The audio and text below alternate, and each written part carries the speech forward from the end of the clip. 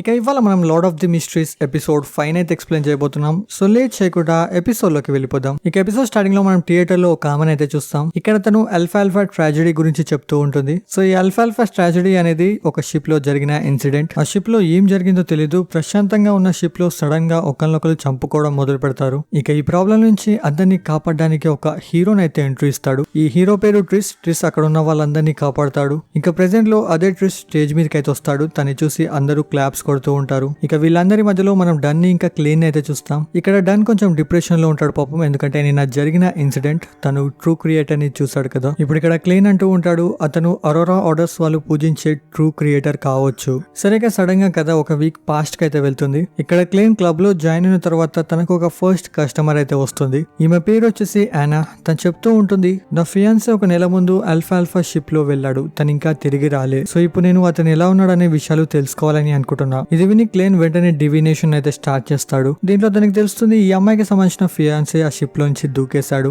ఇంకా ఫ్యూచర్ లో సేఫ్ గా తను ఇంటికి కూడా రాబోతున్నాడు. ఇక ప్రెసెంట్ లో మనం క్లేన్ ఇంకా డన్ అయితే చూస్తాం. ఇక్కడ క్లేన్ డన్ తోటి అంటూ ఉంటాడు ఆ షిప్ లో జరిగిన ఇన్సిడెంట్ కి నాకు ట్రీసే కారణమని అనిపిస్తుంది. ఇది విని డన్ అంటాడు నాకు కూడా అలాగే అనిపిస్తుంది కానీ మన దగ్గర ఎటువంటి ఎవిడెన్స్ లేవు. ఇంకా ఇక్కడ తను చాలా ఫేమస్ అయిపోయాడు. ఇంకా వీళ్ళ ముంగడ మనం ట్రిస్ ని అయితే చూస్తాం. తను పిల్లలకి ఆటోగ్రాఫ్ ఇస్తూ ఉంటాడు. ఇక ఇదే టైంలో మనం ఇంతకుముందు చూసిన యానా అయితే తన హస్బెండ్ తో వస్తుంది. తన ఇక్కడ ట్రిస్ కి వాళ్ళ హస్బెండ్ ని కాపాడినందుకు థ్యాంక్ యూ చెప్తుంది. ఇది విని ట్రిస్ డన్ ఇంకా క్లైన్ ని చూస్తూ అలాగే ఇక్కడి నుంచి వెళ్ళిపోతాడు. ఇక ట్రిస్ ఇక్కడి నుంచి వెళ్ళిపోయిన తర్వాత యానా క్లైన్ ని కలుస్తుంది. తన ఇక్కడ వాళ్ళ హస్బెండ్ తో చెప్తుంది ఇతనే మీరు క్షేమంగా తిరిగి ఇంటికి వస్తారని చెప్పాడు. ఇక ఆయన వాళ్ళ హస్బెండ్ ని చూడగానే క్లైన్ కి అర్థమైపోతుంది ఇతను ఏదో పెద్ద ప్రాబ్లం లో ఉన్నాడని. ఇక దీని తర్వాత జాయిస్ క్లైన్ అయితే కలుస్తాడు. ఇక్కడ తను క్లైన్ కి సీక్రెట్ గా చెప్తూ ఉంటాడు నేను ఎప్పుడైతే ఆ షిప్ లో నుంచి తిరిగి వచ్చానో అప్పటి నుంచి నాకు పీడకలలు వస్తూ ఉన్నాయి. దీనివల్ల నేను సరిగా నిద్ర పోలేకపోతున్నాను. ఇది విని క్లైన్ వెంటనే తన డివినేషన్ ని స్టార్ట్ చేసి తన డ్రీమ్స్ లోకి అయితే వెళ్తాడు. ఇక్కడ షిప్ లో క్లైన్ ఎటు చూసినా ఒకరినొకరు చంపుకుంటూ ఉంటారు. ఇక పైనుంచి ట్రీస్ ఇదంతా చూస్తూ ఉంటాడు. ఇక ఇది చూడగానే క్లైన్ కన్ఫర్మ్ చేసుకుంటాడు దీనికి అంతటికి కారణం ఇతనే కావచ్చని. సరేగా క్లైన్ సడన్ గా ఒక పెద్ద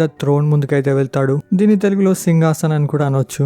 ఇక్కడ తనకు ఒకటే సౌండ్ వినిపిస్తూ ఉంటుంది హోర్నాకిస్. ఇక ఇది విని క్లైన్ సడన్ గా తన డ్రీమ్స్ నుంచి అయితే బయటకు వచ్చేస్తాడు. తను ఇక్కడ ఆలోచిస్తూ ఉంటాడు అసలు ఈ వర్డ్స్ నన్ను ఎందుకు వదిలిపెట్టట్లేదు. సరిగా దీని తర్వాత మనం డన్ ఇంకా క్లైన్ అయితే చూస్తాం. ఇక్కడ క్లైన్ డన్ తో చెప్తూ ఉంటాడు ఆ ట్రైన్ లో ఆ ఇన్సిడెంట్ జరగడానికి కారణం ట్రిసే. ఇది విని డన్ అంటాడు మనకి ఏదైనా ప్రాపర్ ఎవిడెన్స్ కావాలి. ఇంకా ఈ విషయం మీద మనం ఒక జాయింట్ ఇన్వెస్టిగేషన్ ని చేయాలి. దీనికోసం మనకి మ్యాండేటర్ పనిషో ఇంకా మషినరీ హై మైండ్ యొక్క హెల్ప్ కావాలి. సో ఇవి రెండు డివిజన్స్ కి సంబంధించిన పేర్లు. ఒక విధంగా వీటిని మనం గ్రూప్స్ అని కూడా అనొచ్చు. ఇప్పుడు ఎలాగైతే నైటాక్స్ ఉన్నారో అలాగే మిగతా డివిజన్స్ కూడా ఉన్నాయి. దీంట్లో ఒక్కొక్క గ్రూప్ ఒక్కొక్క చర్చ్ కోసం పనిచేస్తారు. లైక్ నైటాక్స్ church of ever night goddess కోసం పనిచేస్తారు. అలాగే మ్యాండేటెడ్ పనిషోస్ church of lord Evan of steams కోసం పనిచేస్తారు. సో ఈ విషయాలు మీకు అర్థమయ్యాయి అనుకుంటున్నా. సరే ఇంకో వైపు మనం ట్రిస్ ని అయితే చూస్తాం. తను ఇద్దరు అమ్మాయిలతో ఉంటాడు. ఇక్కడ ట్రిస్ ఈ అమ్మాయిలకి సంబంధించిన హస్బెండ్స్ ని చంపేసి వాళ్ళని మ్యానిపులేట్ చేసి వాళ్ళతో ఉంచుకున్నాడు. ఇంకా ట్రిస్ అసాసిన్ పాత్వే సీక్వెన్స్ 8 కి సంబంధించిన బియాండ్. ఇంకా ఇతని పాత్వే పేరు వచ్చేసి ఇన్స్టిగేటర్. ఈ పాత్వే వాళ్ళు అబద్ధాలు చెప్పినా ఎదుటి వాళ్ళు నిజమని నమ్మేస్తారు.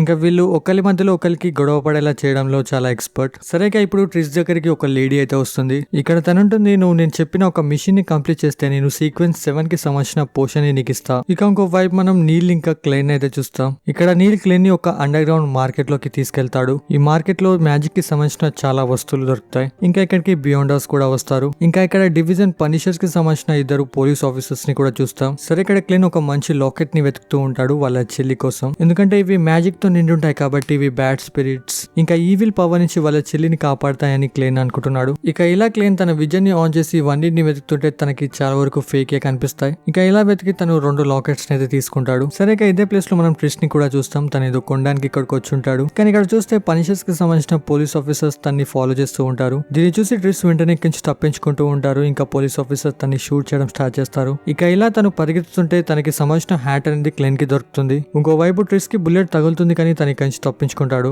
ఇక దీని తర్వాత క్లైన్ డన్ తో కలిసి హ్యాట్ మీద డివినేషన్ ని చేసి ట్రిస్ కి సంబంధించిన లొకేషన్ ని కనిపెడతాడు. ఇక్కడ వెళ్తూ డన్ క్లైన్ కి చెప్తూ ఉంటాడు ఈ క్రీస్ వచ్చేసి డీమనెస్ సెట్ గ్రూప్ కి సంబంధించిన ఒక మెంబర్. ఒక విధంగా సేమ్ ఒరోరా ఆర్డర్స్ లాగానే వీళ్ళది కూడా చెడ్డ వ్యక్తులకి సంబంధించిన ఒక గ్రూప్. ఇంకా వీళ్ళంతా ప్రైమోడియల్ డీమనస్ గాడ్ ని పూజిస్తారు. ఇంకా డన్ చెప్తాడు ఈ గ్రూప్ లో ఎక్కువ శాతం ఆడవాళ్లే ఉన్నారు. సరిగా వీళ్ళు అనుకున్న లొకేషన్ కి అయితే వచ్చేస్తారు. ఇంకా వీళ్ళంతా క్లేన్ ని బయట ఉంచి క్రిస్ ని వెతకడానికి లోపలికి అయితే వెళ్తారు. ఇక ఫస్ట్ వీళ్ళంతా అక్కడ ఉన్న అమ్మాయిలందరినీ బయటికి పంపిస్తారు. ఇక ఇదే టైంలో బయట క్లైన్ కి ఒక అమ్మాయి కలుస్తుంది. ఇక్కడ అమ్మాయి క్లేన్ తోటి అంటుంది నా హెల్త్ అంతా బాగాలేదు. ఇది విని క్లేన్ తన విజన్ ని యాక్టివేట్ చేస్తాడు. కానీ ఇక్కడ చూస్తే క్లేన్ కి అమ్మాయిలో ఏ ప్రాబ్లం కనిపించదు. ఇక అయితే టైంలో డన్ క్లేన్ తో చెప్తాడు ట్రిస్ ఇక్కడ లేడు.